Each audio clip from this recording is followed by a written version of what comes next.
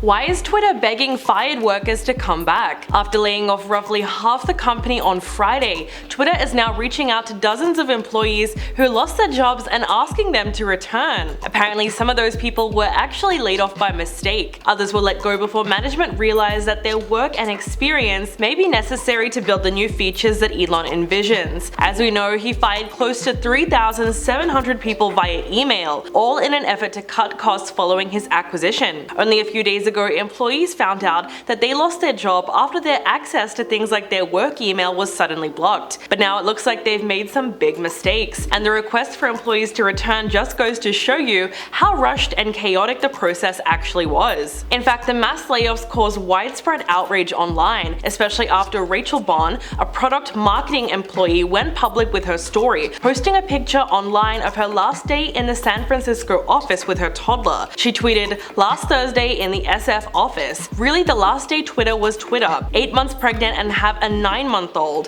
Just got cut off from laptop access." Responding to the backlash, Elon tweeted, "Regarding Twitter's reduction in force, unfortunately, there is no choice when the company is losing over $4 million a day. The company reportedly fired 85% of their employees in India and 90% of those in Asia, with public relations and communications teams down to 2 people. So far, Twitter has close to 3,700 employees remaining, and Elon is pushing them to move quickly in bringing in new features, and in some cases they have even had to sleep at the office to meet new deadlines. As a result, there seems to be a growing divide over support for the new chief twit. Bruce Daisley, a former Twitter executive, has said that Elon doesn't know what he's doing with Twitter and is making everyone alarmed, especially after major brands paused their advertising spend on the platform and the company laid off thousands of staff. He went on to say, "I think Elon thought he was going to come in and solve everything, and very quickly he's going to work out that it's far more complicated. It's pretty evident from every public action that he's taken with this whole acquisition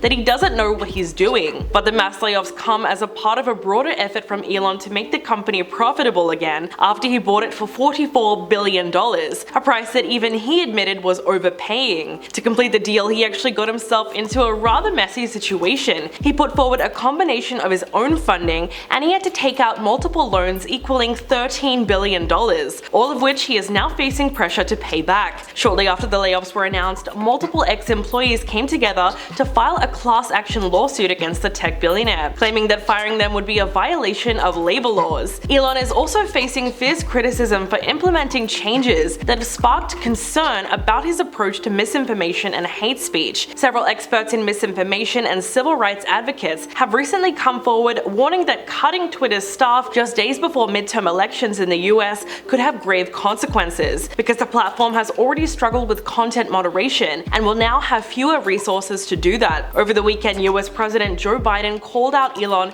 and criticized misinformation on Twitter, telling a campaign event in Chicago that he bought an outfit that spews lies all across the world. And it looks like advertisers are starting to agree, with several reportedly having paused their ad spending on the platform. In a tweet on Friday, Elon said that Twitter had seen a massive drop in revenue and blamed activist groups for pressuring advertisers. He wrote, "Extremely messed up. They're trying to destroy free speech in America." And he even threatened to publish the names of the advertisers that pulled out, saying that a thermonuclear name and shame is exactly what will happen if this continues. But obviously he's okay with some kinds of content moderation, considering that he actually banned comedian Kathy Griffin for impersonating him online and urging her followers to vote blue. Griffin changed her account name to Elon Musk and tweeted, "After much spirited discussion with the females in my life, I've decided that voting blue for their choice is only right. Hashtag vote blue to protect women." In response, Elon announced an immediate ban on accounts pretending to be someone else without flagging themselves as parodies. He said going forward, any Twitter handles engaging in impersonation without clearly specifying parody will be permanently suspended. So far, more and more issues seem to be coming in for the company's new owner. He said that his vision for it is to become the most accurate source of information about the world, claiming that widespread verification